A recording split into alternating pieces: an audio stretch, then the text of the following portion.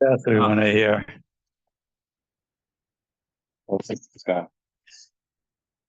Okay. Okay. Erev Tov, everybody. So last night we started talking about the concept of goral, lotteries, goral, pious, all these things in halakha, obviously based on the parasha, the idea of the land being allocated according to a goral, according to a lottery. We explained that because this comes up many times in Chumash, many times in halakha, the goral of the Kohen Gadol on Yom Kippur, the goral of all the Kohanim, right throughout the Mikdash. We saw Sefer Yonah, we saw different cases. And explain how the goral, although it is sort of randomness in a way, but it's not meaningless, meaning it's a way of, it's a mechanism by which Kadosh Baruch Hu can reveal his will in the world, and we can still have free will without knowing the outcome, but the outcome is obviously going to be determined through Hashgacha. So I left you off with the Shulchan Aruch in Siman Kuf Ayin Tet in Yoreh De'ah, who throws a bit of a spanner in the works in terms of what we were talking about, because he says, "Ein shoalin b'chozim b'kochavim v'lo b'goralot." He says we don't actually use a goral. We don't use a lottery in terms of determining matters, of halakha. We spent a long time last night discussing how we do that.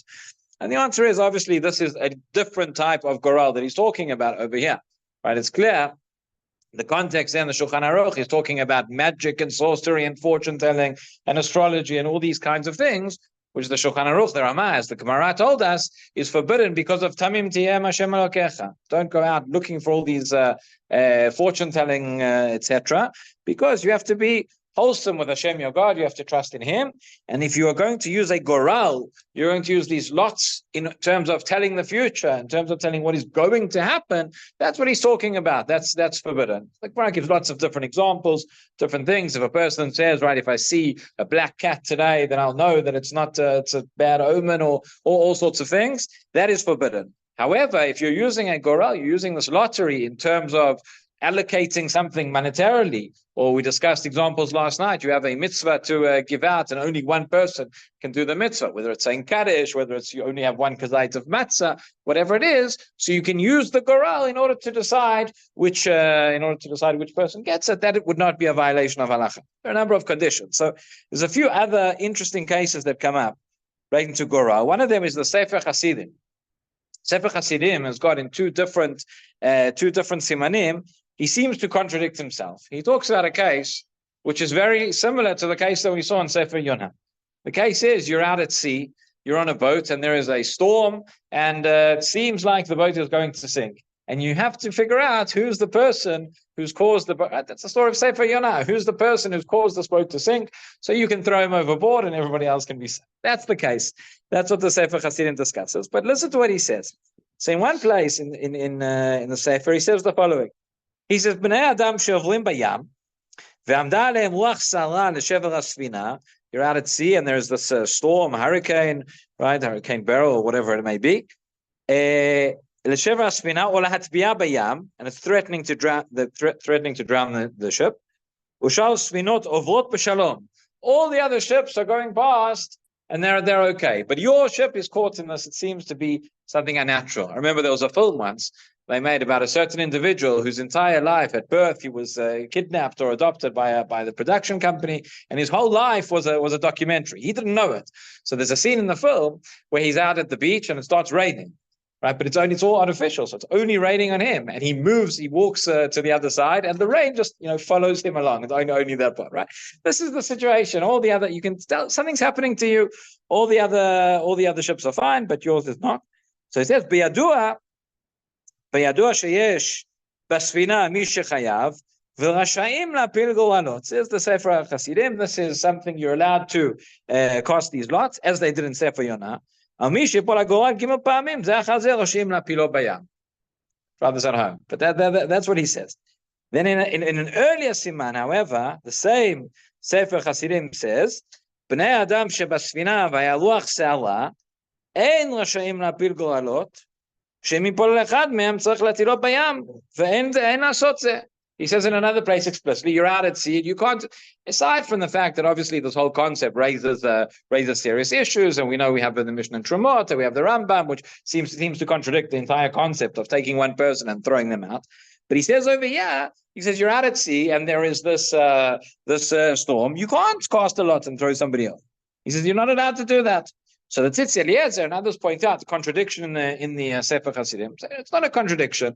In the one siman, he writes explicitly, this is something unnatural. All the other ships are going past and they can all, meaning it's not a natural, constant or natural cause and event. You can see something fishy is up and therefore you're allowed to do it. That's why he says like Sefer Yonah. Okay, that's not obviously not going to be a case of practical halacha for any of us. But a couple of other places where this idea of Goral comes up, and what you see in the Poskim, that again, the concept of picking lots or whatever in and of itself, it doesn't seem to be objectionable. But it has to be done properly. It has to be done fairly. It has to be agreed upon. It has to be done in the proper way. So Rav Ovadia has a tshuva, very interesting tshuva, where there was a certain town where they wanted to appoint a Rav. And they had a committee of 36 people. That was the Guf HaBocher, right? The first thing to learn from this is whenever you have a committee that has to vote on something, don't take an even number of people. It's never going to work out well. But they had a committee of 36 people, and there were two Rabbanim who got to the final round, and guess what happened? 18-18, right? This was the tshuva. So what did they decide to do? The committee said, you know what? Both of them are great candidates. Both of them are Talmidei Chachamim. Both of them gave great shiurim. They're both right. We like them both. What are we going to do? We're going to cast lots. We're going to pick a name out of a hat. And whichever name comes out of the hat, that is the one who's going to be. We've seen different cases. We've seen Goral is an agreed upon method in halakha. What's the problem? Let's do that. So they picked it, and they picked one of the candidates, and the other candidate wasn't very happy, and he said, "What's all this about?" So they went to Rav Ovadia with the shaila. So he has a long tshuva, but one of the things he says the following. He says, he has a summary. He says,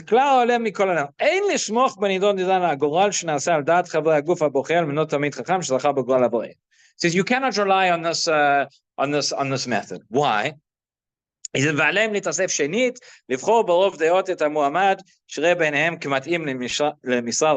have to get together, form another committee, have another meeting, decide how they're going to vote now. I don't know. But that's what they have to do. He says, why? In other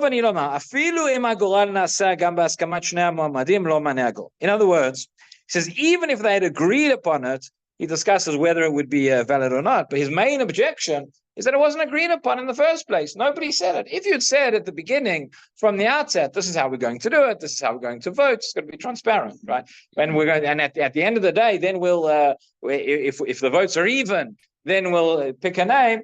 So then maybe there might be, he says, there might be what to talk about you.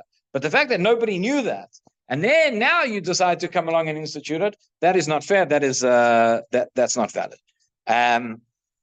There's another tshuva of the Chavat Yair a little bit earlier going on historically. He has a case where, again, the case was that there was a certain item which was given away. There were 12 people who wanted it, and also they had a goral. They picked names out of a hat. They wrote 12 notes. They wrote the names of the individuals, and on 12 notes, they put in the second hat, which they left blank or whatever. On one of them, they wrote Mazal Tov.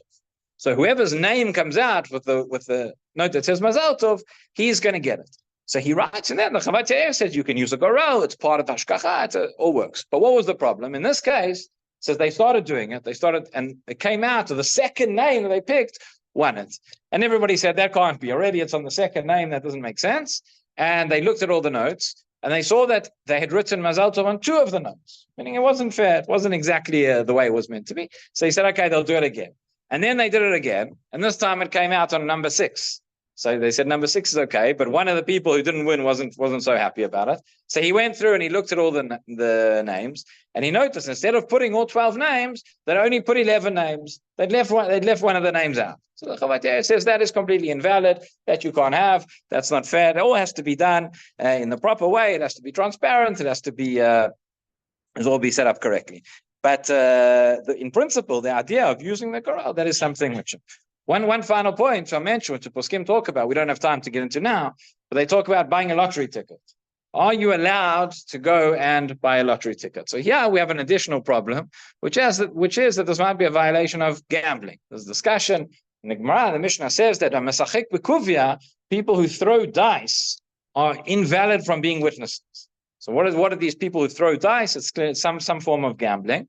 Two opinions in the Gemara as to what the problem is. One opinion says that gambling in and of itself is considered like theft Rabbanan, because a person puts in a bet, you don't really expect to lose. If you knew you were going to lose, you wouldn't have paid the money. That's one opinion.